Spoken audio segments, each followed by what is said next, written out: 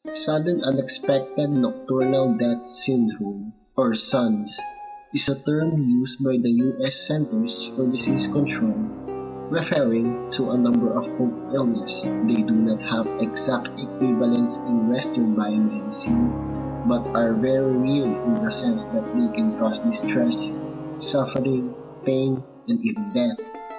SUNS was first reported in the Philippines in 1970. It was given the term bangungot from the Tagalog root word bangon, to rise, and ungol, to move. Many Filipinos believe that SUNS victims cannot rise from sleep.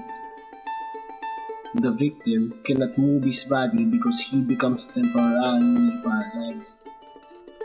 No matter how loud the victim screams for help in his dreams, he will only sound like he is moaning in real life. Nung araw po kasi na yun, nandun ako malapit sa kwarto ng tito ko.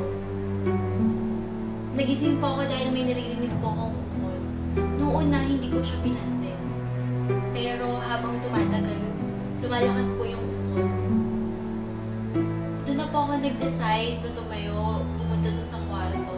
Pagkarating ko po sa kwarto, ginigising ko po siya. Tinry po namin siya i-revive, pero wala na po. In 1977, SUNS was first noticed by modern medicine among a group of Homo refugees that settled in the United States. The Lao term for this is dacho. Causes psychological stress which can trigger sudden death. It is the effect of trauma of war, migration, and inability to practice traditional rituals. In 1990, several deaths were reported in Singapore among Thai construction workers.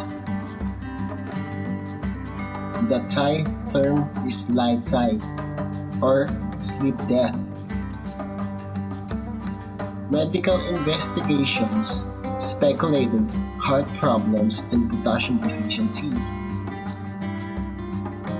In the Philippines, the cause of SUNS has been linked to acute hemorrhagic pancreatitis,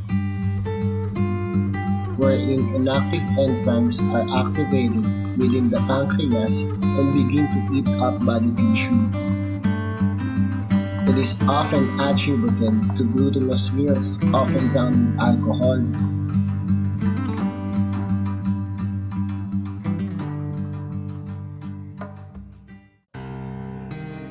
Sleep paralysis is not unique to the SUNS. It is a common and ancient sleeping disorder attributed to demons and malevolent spirits, characterized by a feeling of immobility, being pinned down by an invisible force, unable to move and unable to scream for help. There is one supernatural explanation that has been believed by the Ilocanos. A batibat, a spirit that lives in the trees, transformed into a fat-lady creature and sits on the sleeping person's chest until he is dead. To prevent death, one must wake up trying to wiggle your big toe and fingers. Recently, Dr. Joseph Brugada has found a mutated gene that explains why this particular event affects a small and localized percentage of population.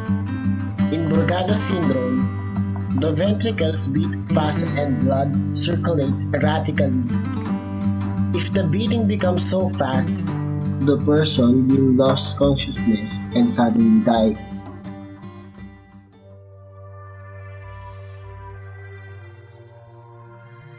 In order to avoid SUNS, do not eat heavy meals at night, especially when you are too exhausted. Don't sleep right away after dinner or a heavy meal.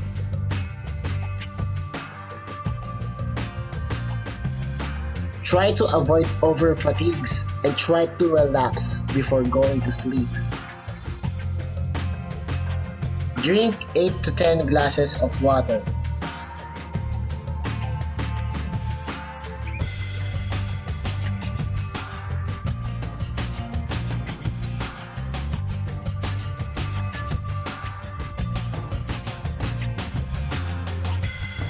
to sleep on your side instead of sleeping flat on your back.